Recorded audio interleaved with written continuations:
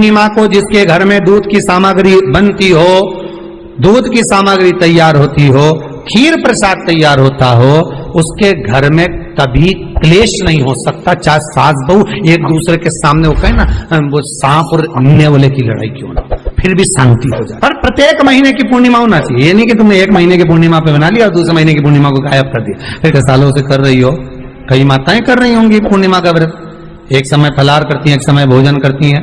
भोजन में खीर का होना जरूरी होता है पूर्णिमा के व्रत में, दूध की सामग्री होना जरूरी होती है पूर्णिमा के व्रत में। 12 महीने की पूर्णिमा करो, मना नहीं है। और पूर्णिमा उठाने का भी समय होता है।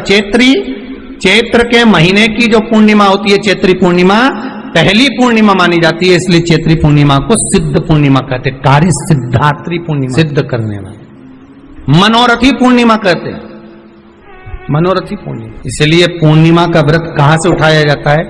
चैत्र के महीने की पूर्णिमा से पूर्णिमा का व्रत उठाया जाता है कि मैं महीने की पूर्णिमा करूंगी, तो चैत्र पूर्णिमा से उसको उठा लिया जाता है। पर उसका एक नियम रहता है, आप फलाहार करें अपनी जगह पर है, पर एक समय भोजन कर रहे हैं वो अपनी जगह पर, भोजन के साथ में मीठे के साथ थोड़ा दूध की सामग्री होना जरूरी होती है। और क्यों करते हैं पूर्णिमा का व्रत, किस लिए किया जाता है, क्यों करा जाता है, उसका व्याख्यान वर्णन शिव महापुराण के अंतर्गत स्कंद पुराण में लिखा गया। स्कंद पुराण में वर्णन किया है श्री वेद व्यास जी महाराज ने। कहा ये पूर्णिमा का व्रत इसलिए किया जाता है कि व्यक्ति का जब मन गलत भ्रम में जाने लगता है, मन जब गलत जगह पर जाने लगता है, तो ये मन को गलत जगह पर ले जाने वाला कौन होता है? तो कहा ये चंद्र होता है। व्यक्ति की राशि के अंतर्गत, व्यक्ति की पत्रिका के अंतर्गत, व्यक्ति की ग्रह दशा के अंतर्गत जब चंद्र बेकार चलता है तो व्यक्ति अच्छा करते करते भी बेकार करने लगे। चंद्र डोल रहा है। कई माताएं कहती हैं, गुरुजी हमारे बेटे को आशीर्वाद दीजिए, बहुत गलत संगत में जा रहा है। मतलब समझ जाना कि चंद्र गड़बड़ जा रहा है। बेटी अगर गलत मार्ग पर जा रही है, बेटी अगर गलत संगत में जा रही है, किसी अन्य व्यक्ति को आकर्षित हो, चंद्र गड़बड़ हो रहा है, उसका चंद्र कहीं जा रहा है। कोई पुरुष, कोई लड़का, कोई गलत मार्ग पर जा रहा है, चंद्र गड़बड़। घर में जो क्लेश उत्पन्न होता है, घर में जो विवाद उत्पन्न होता है, उस विवाद को रोकने के लिए केवल चंद्र की ही, इसलिए तो पूर्णिमा घर की नारियां हमारे यहाँ हिंदू धर्म में यहां तक स्कंद पुराण में कह दिया कि प्रत्येक पुण्य आप लोग कभी आप लोगों ने सत्यनारायण जी की कथा करवाई है, उनकी कथा करवाई होगी, तो उसमें लिखा है हर कार्तिक, हर पूर्णिमा को, हर संक्रांति को ब्राह्मण सत्यनारायण भगवान की कथा या राजा या वैश्य कथा को कराता था, या बढ़िया कथा कराता। सुनी कि नहीं सुनी बात? सत्यनारायण भगवान की कथा में लिखा है, स्कंद पुराण के अंतर्गत जो सत्यनारायण भगवान की कथा का स्मरण किया उसमें लिखा है। श्री शिवाय नमस्तुभ्यम, श्री शिवाय नमस्तुभ्यम। संक्रांति पूर्णिमा को सत्यनारायण की कथा करवाने लगा और ये योनि को प्राप्त हुआ, इस योनि से छूटा, इस योनि में गया। लिखा है सब कुछ। अब उत्ते से समझ जाओ कि पूर्णिमा को सत्यनारायण की कथा करने का बोला, पूर्णिमा को सत्यनारायण की कथा का क्यों बोला? वैसे तो रोज कराओ सत्यनारायण जी की कथा, प्रतिदिन कराओ, मना नहीं है। आप क्या कोई विशेष फंक्शन है आप सत्यनारायण जी की कथा करवा, पर पूर्णिमा संक्रांति को और संक्रांति को पूर्णिमा को सत्यनारायण की कथा का स्मरण क्यों करवाया गया? क्योंकि पूर्णिमा के दिन अगर ये भगवान का व्रत रख लेगी, पूर्णिमा के दिन अगर ये खीर का प्रसाद बना लेगी, थोड़ा सा दूध की कोई सामग्री बना लेगी और भगवान को भोग लगा देगी, भले सत्यनारायण भगवान के भाव से बनाए, भले सत्यनारायण जी के निमित्तार्थ बना, पर अगर इसने सत्यनारायण भगवान के निमित्त से बना, पर पूर्णिमा के दिन अगर ये व्रत रखेगी, उपास रखेगी या कोई सामग्री बनाकर भगवान की पूजन कर लेगी,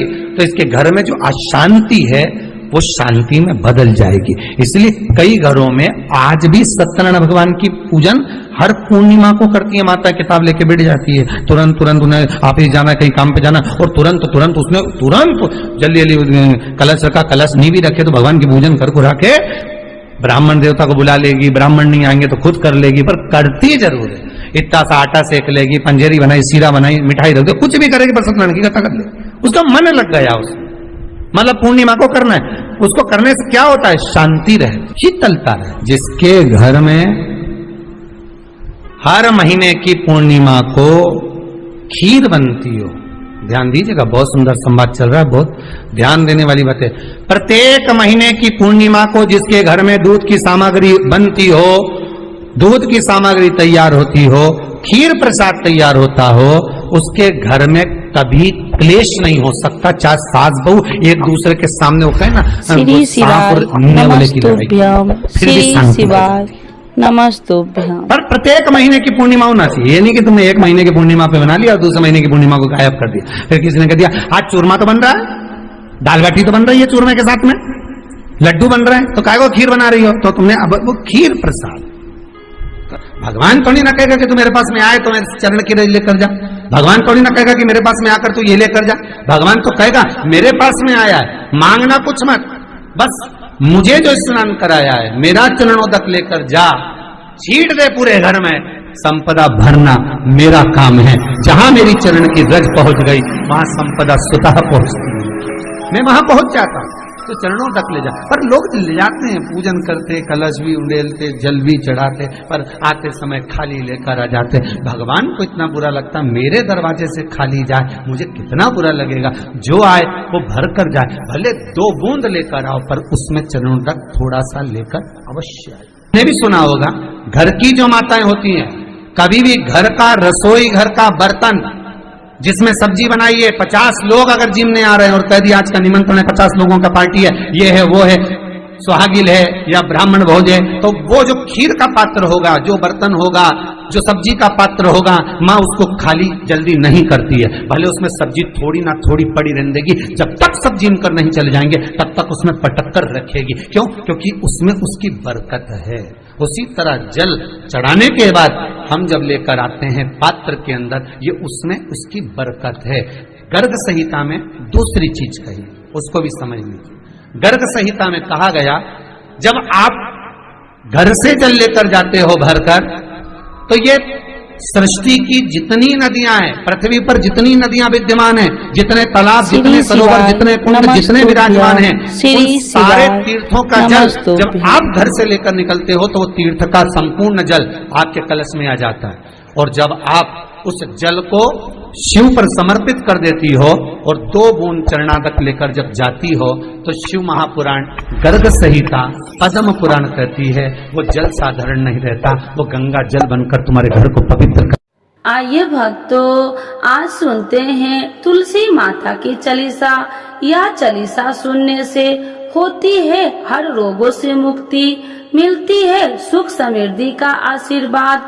तो एक बार बोलिए प्रेम से विष्णु भगवान की जय, तुलसी माता की जय, भगवती माता की जय। श्री तुलसी महारानी करो विनय सिरनाय, जो मम हो संकट विकट दीजे मात नसाय। नमो नमो तुलसी महारानी, महिमा अमित न जाए बखानी, दियो विष्णु तुमको सम्माना, जग में छायो सुयस महाना। विष्णु प्रिय जय जयंती भवानी, तिहु लोक की हो सुख खानी। भगवत पूजा करे जो कोई, बिना तुम्हारे सफल न हो। जिन घर तब नहीं होए निवासा, उस पर करे विष्णु नहीं वासा। करे सदा जो तब नित सुमरन, ते ही के काज होए सब पूर्ण। कार्तिक मास महात्म्य तुम्हारा, जाको जानत सब संसारा। तब पूजन जो करे कुमारी, पावे सुंदर वर सुकुमारी। करे जो पूजा नित प्रति नारी, सुख संपत्ति से होए सुखारी। वृद्धा नारी करे जो पूजन, मिले भक्ति होवे पुलकित मन। श्रद्धा से पूजे जो कोई, भव निधि से तर जावे सोई। कथा भागवत यज्ञ करावे, तुम बिन नहीं सफलता पावे। छायो तब प्रताप जग भारी, ध्यावत तुम्हि सकल चितधारी। तुम्हि मात यत्र तंत्र में, सकल काज सीधे होवे क्षण में। औषधि रूप आप हो माता, सब जग में तब यश विख्याता। देव ऋषि मुनि और तपधारी, करत सदा तब जय जयकारी। वेद पुराणन तब यश ज्ञाया, महिमा अगम पार नहीं पाया। नमो नमो जय सुख कारिणी, नमो नमो जय दुख निवारिणी। नमो नमो सुख संपत्ति देनी, नमो नमो अख काटन छेनी। नमो नमो भक्तन दुख हरनी, नमो नमो दुष्टन मद छेनी। नमो नमो भव पार उतारिणी, नमो नमो परलोक सुधारिणी। नमो नमो निज भक्तन उबारिणी, नमो नमो जन काज सवारिणी। नमो नमो जय कुमति नशावनी, नमो नमो सब सुख उपजावनी। जयति जयति जय तुलसी माई, ध्याऊ तुमको शीश नवाई। निर्जन जानी मोहि अपनाओ, बिगड़े काज आप बनाओ। करूँ विनय मैं माते तुम्हारी, पूरन आशा करूँ हमारी। शरण चरण कर जोड़ी मनाओ, निस दिन तेरे ही गुण गाऊं। करहु मात यश अब मोह पर दाया, निर्मल होए सकल मम काया। मांगू मात या वर दीजे, सकल मनोरथ पूरन कीजे। जानू नहीं कुछ नेम उचारा, क्षमहु मात अपराध हमारा। 12 मास करे जो पूजा, ताशम जग में और न दूजा। प्रथम ही गंगा जल मंगवावे, फिर सुंदर स्नान करावे। चंदन अक्षत पुष्प चढ़ावे, धूप दीप नैवेद्य लगावे। करे आचमन गंगा जल से, ध्यान करे हृदय निर्मल से। पाठ करे फिर चालीसा की, स्तुति करे माते तुलसी की। यह विधि पूजा करे हमेशा, ताके तन नहीं रहे कलेशा।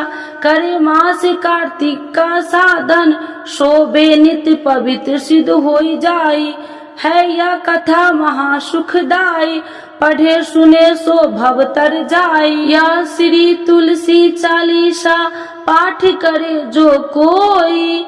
गोविंद सो फल पावही, जो मन इच्छा होई। तो एक बार बोलिए प्रेम श्री विष्णु भगवान की जय, तुलसी माता की जय, भगवती माता की जय, सर्व देवी देवताओं की जय।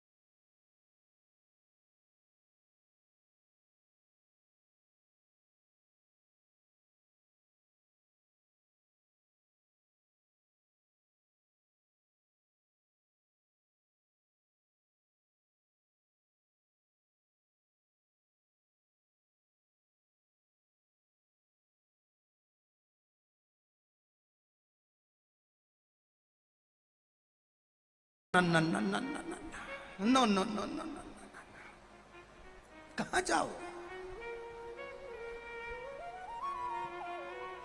इतने वीआईपी हो गए, इतने वीआईपी हो गए, इतने वीआईपी हो गए कि अपने त्योहारों से भी दूर हो गए। मेरा निवेदन है, होली का त्योहार आ रहा है, उस फागुन के त्योहार में मेरा देवाधिदेव महादेव माता पार्वती के साथ होली खेलता है, मेरा कृष्ण कन्हैया राधा रानी के साथ होली खेलता है। आप भी अपने इष्ट मित्रों के साथ होली खेलिए और दिल से खेलिए। हमारे सीहोर में, सीहोर जिले में एक होली होती थी। उस होली का नाम हमने पिछली बार बदल दिया था। कौन सी होली कर दी थी? महादेव की होली। पिछली बार हमारे सीहोर जिले में हमेशा होती आई थी वो होली, थोड़ा उसका नाम हमने चेंज कर दिया था, तो उसको महादेव की होली कर दिया था। मेरे सीहोर जिले के रहने वाले सभी रहवासियों से, जिले भर के निवासियों से निवेदन करना चाहूंगा, वो पुरानी होली को बंद कर महादेव की होली नाम दिया गया है। शिव मंदिर में जाना है, चंदन का जल शिव जी को 1 लोटा चढ़ाना। एक बात अपनी जिंदगी में उतार कर रखो, शंकर भगवान को घी का दिया भी लगाओ तो तुम्हारे घर में जो असली घी हो, थोड़ा सा भले 1 पत्ती लगाओ, भले इतनी सी बत्ती जलाओ, पर असली घी की जलाओ। शिव जी को अगर चंदन भी लगा रहे हो तो असली लगाओ। शंकर भगवान को चावल भी चढ़ा रहे हो तो असली चढ़ाओ। शंकर भगवान को अगर अष्टगंध भी चढ़ा रहे हो तो असली चढ़ाओ। केमिकल का कोई चीज मेरे महादेव को मत चढ़ाओ जिससे भगवान शिव की मूर्ति नष्ट हो। ऐसी कोई चीज मेरे महादेव को ना चढ़ाओ। अगर शंकर भगवान के साथ आप होली खेल रहे हो तो चंदन का पानी शंकर भगवान को चढ़ाइए, अष्टगंध का जल भगवान शिव को चढ़ाइए। तो करो तैयारी, आ रहा है त्रिपुंडधारी महादेव की होली। बड़े आनंद के साथ मेरा निवेदन, अपने शिवालयों में, शंकर जी के मंदिरों में, सीहोर जिले के प्रत्येक शिव मंदिर के अंदर चंदन का जल 1 लोटा अवश्य चढ़ाएं, महादेव की होली अवश्य मनाएं। और भाव के साथ 5 मंदिर हम भी जाएंगे, कोई जुलूस नहीं, कोई क्रम नहीं, बस बाबा को आराम से जल चढ़ाना ही एक नियम है और बाबा को जल चढ़ाएंगे। आप सब बड़े आनंद के साथ महादेव की होली का स्मरण करिए। महादेव की होली के दिन बेलपत्री की जड़ के नीचे जाकर प्रयास करा करो कि लाल चंदन का जल, लाल चंदन को घिसकर कलश में उस चंदन को डालकर जल भरकर उसको बेलपत्री की जड़ के नीचे सींचन करने का प्रयास करा करो। है कि धीरे धीरे कर कर वो दुख समाप्त होगा, वो दुख कटेगा ही। एक बहुत ध्यान देने वाली बात है कि अगर मान लो कि कहीं पैसा अटक गया है, नहीं आ रहा है, बहुत अथक प्रयास कर लिया, चंदन का जो जल होता है ये व्यक्ति के जीवन में जो धन कहीं रुक गया, अटक गया, नहीं दे रहा, बेलपत्री के वृक्ष के नीचे, जड़ के नीचे सींचन करने से वो प्राप्त होता है। अथर्ववेद में वर्णन किया गया कि पीपल के वृक्ष की जो जड़ होती है, बेलपत्री के वृक्ष की जो जड़ होती है और आंवले के वृक्ष की जो जड़ होती है, इसके नीचे स्वर्ग का निवास होता है। किसका निवास है? स्वर्ग का निवास। जहां पर ये वृक्ष होता है और उस वृक्ष के नीचे बैठकर हम जब किस जल का सींचन कर रहे हैं, जैसे अभी आपको कहा था कि जल में अगर लाल चंदन मिला हो और आप बेलपत्री के जड़ में सींचन कर रहे हैं तो लक्ष्मी की आवक बढ़ेगी। कहीं पैसा अपना अटक गया, नहीं आ रहा, आएगा।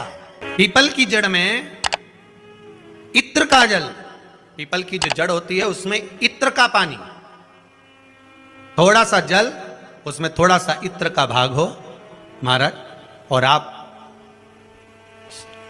भगवान पीपल देव, पिपलेश्वर महादेव का स्मरण कर कर